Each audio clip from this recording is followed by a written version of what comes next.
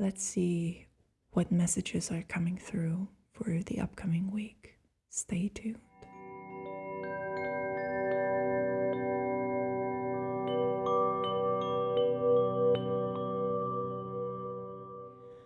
Before we dive in, let me remind you that I offer personal readings, so if you would like to get one, please visit my website. Don't forget to like this video, subscribe to my channel, and leave comments if you enjoy my content. And before we jump into the reading for the week, I'm going to pick the winner of the month. So each month, once every month, we have a lottery, and one person receives a reading out of this pool of entries. So if you're interested in joining, check out the description and see how you can do that. Okay.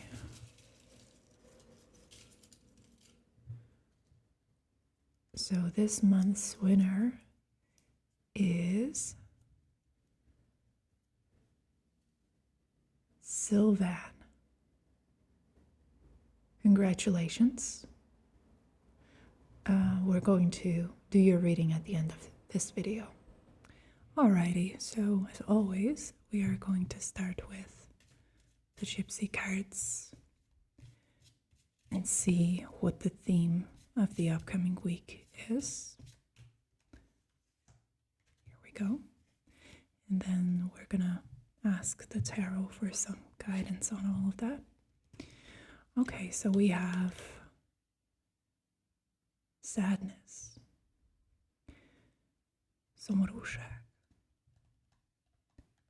Traurigkeit, Tuga, Tristeza.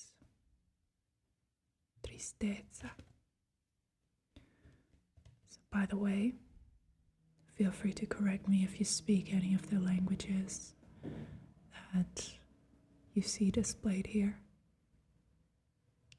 I'm never sure about my pronunciations. So sadness.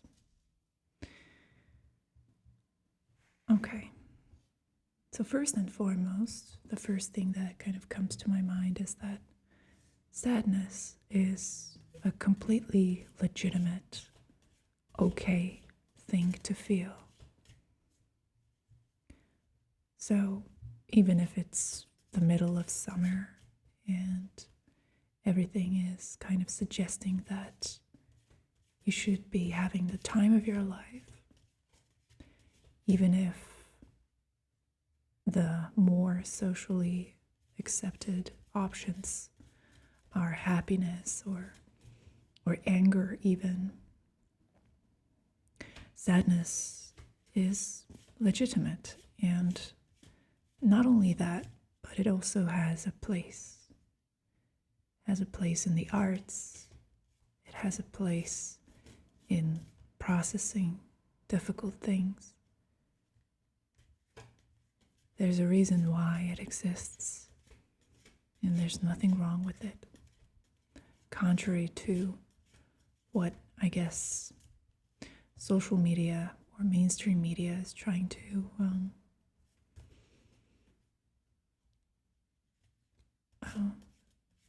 convey to you, that you have to be happy at all times, hungry for new experiences, ready to jump into new situations, that you should be extremely sociable, and stuff like that. Okay, so what is the message from the tarot? Okay, this is a pretty consistent one because we have the Three of Swords showing up, which is the quintessential card of injury to the ego and the social self. So it is to be expected that during the upcoming week, you're going to encounter some less than pleasant situations regarding the interpretation of who you are, regarding your connections with others. It's going to be less than ideal. But what's wrong with that?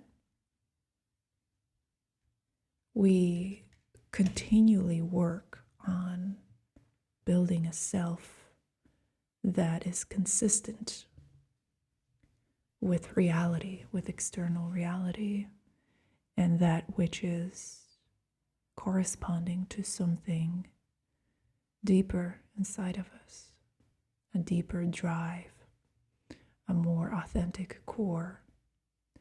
And in the process of this work, it's inevitable that we find edges or parts of our being that need to be smoothed over or redesigned even. So what these two cards are telling me is that it is all going according to plan. So don't worry, don't panic. What is happening is actually normal, and it is to be expected that you will encounter information about yourself, which, regardless of whether that's factually true or,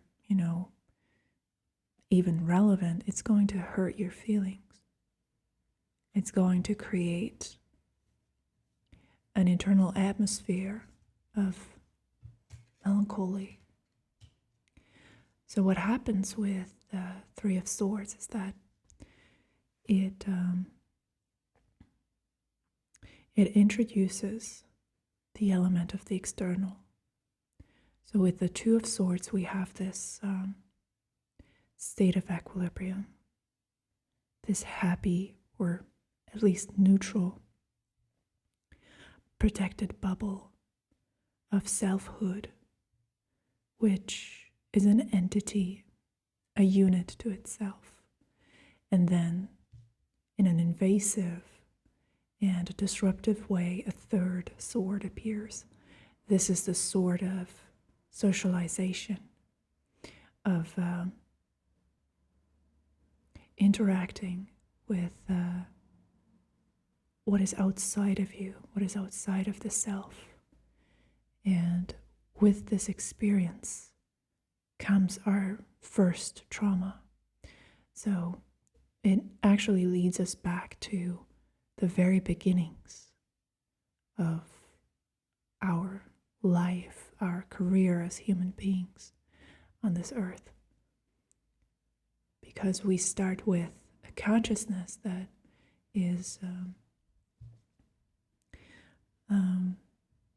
pleasantly cushioned in this oceanic, undivided, cosmic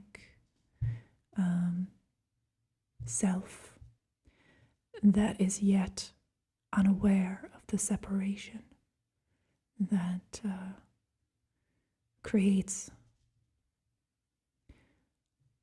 the life that we live. So then comes this breaking of the pattern, this fragmentation, a big scare. You realizing that you're separate from your mother, that you're separate from your father, that you're separate from the objects that surround you. And so begins the experience of being consciousness, or experiencing yourself as a human, being trapped in a human body. So we continue to relive this trauma in different ways, and something similar is happening now during this upcoming week. So let's find out what the cards recommend that you do, or what kind of advice emerges here.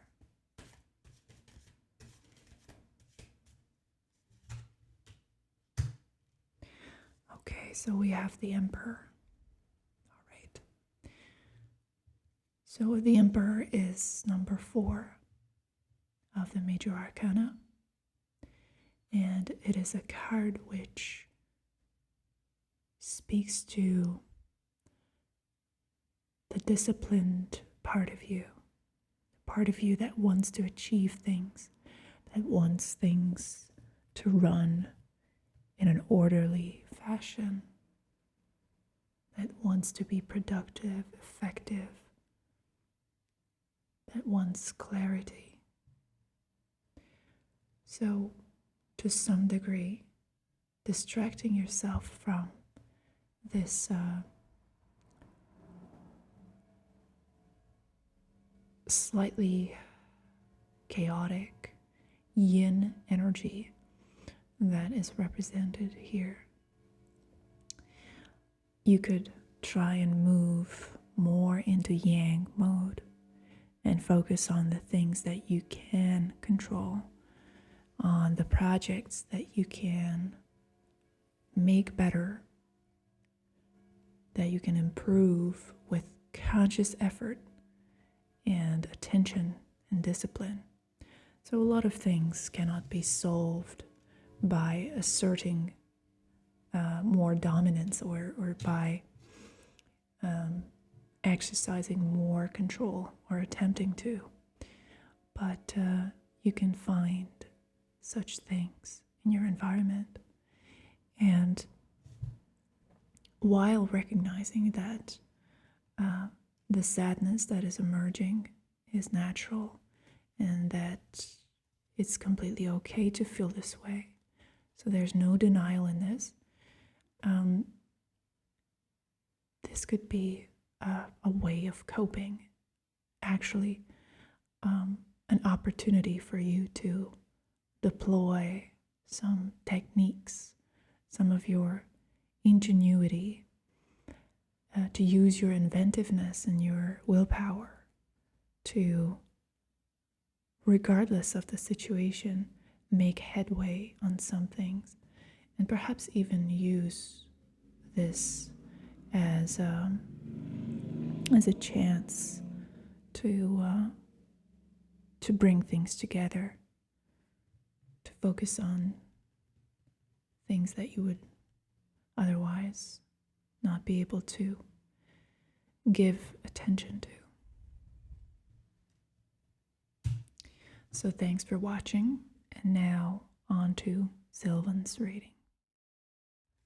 So Sylvan, we are going to do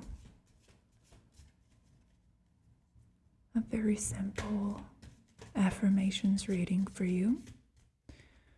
And if anybody else wants to stay here and watch and follow along with us, that's completely fine.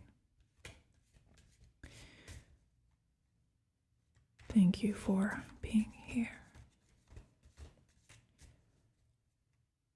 So I'm going to shuffle the cards a little more. And then I'm gonna fan them like this.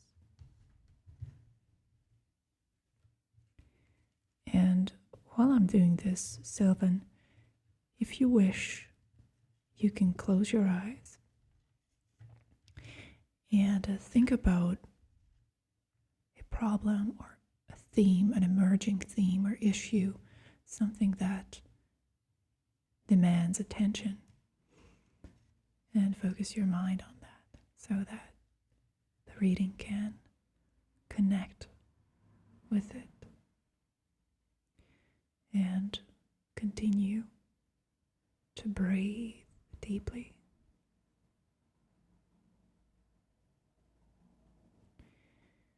Okay.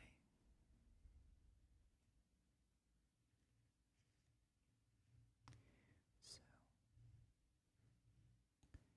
I think we found your card. So you can open your eyes if you'd like. The Wheel of Fortune. How beautiful.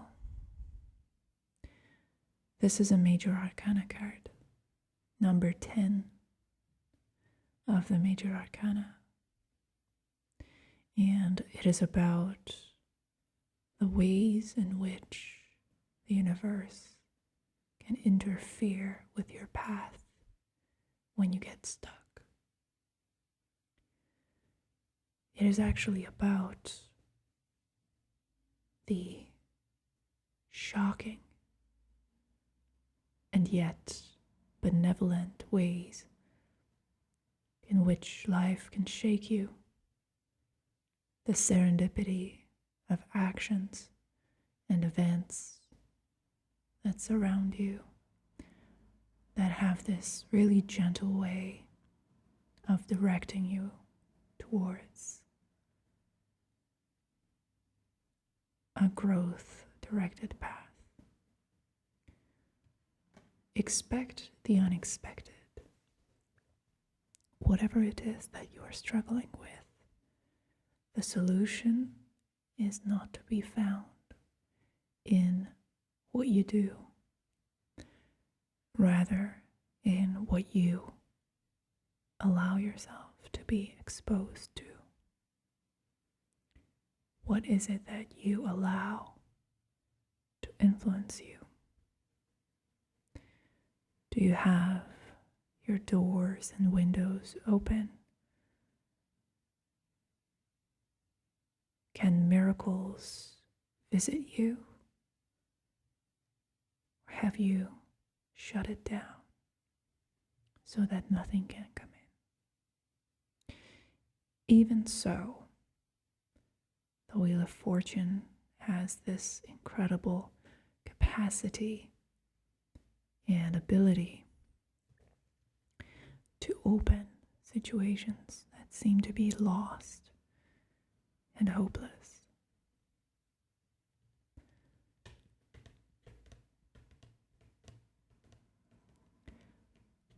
A good idea would be to think about what you would like to achieve. And this time, because you have the Wheel of Fortune's support in your corner, which is highly unpredictable, whimsical, meandering energy, nothing straightforward, nothing linear. The idea is to imagine broadly, perhaps on the base of what values you desire to see or experience or have in your life. Spend a little bit of time thinking about what is it that you would like to be traveling towards. And usually when we do this type of work, we try to be as specific as possible. But as I said, the Wheel of Fortune works differently. So here, you can have the most meticulous, detailed plan, and the Wheel of Fortune is going to jump in and dysregulate it all, rearrange every element, and still get you to a good place. So you can trust this energy. So if you'd like, you can close your eyes again. And focus on the affirmative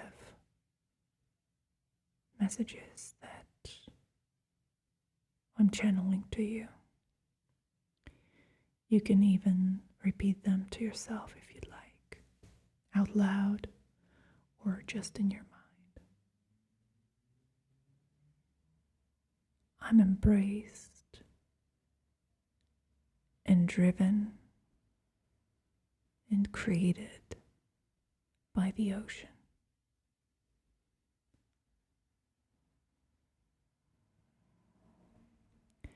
I am delivered to places I could have never dreamt of.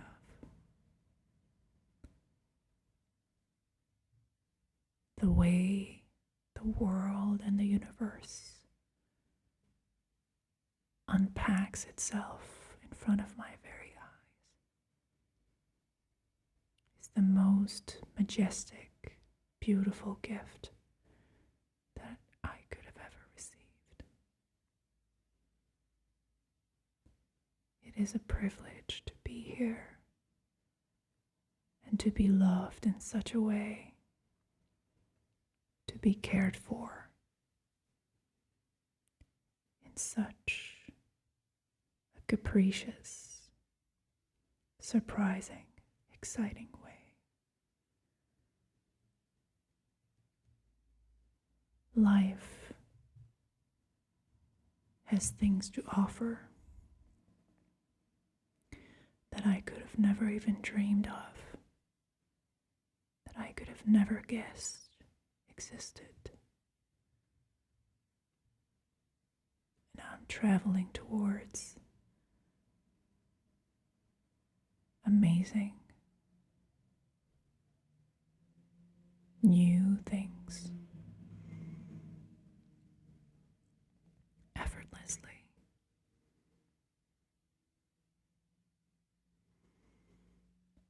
It is up to me whether I accept the adventure or not. And in my heart, I can feel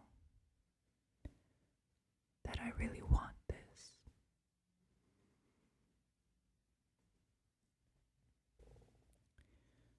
I want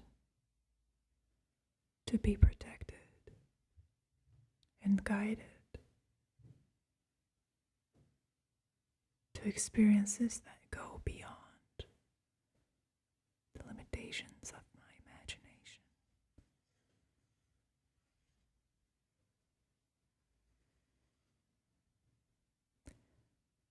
I open up to life, and life opens up to me.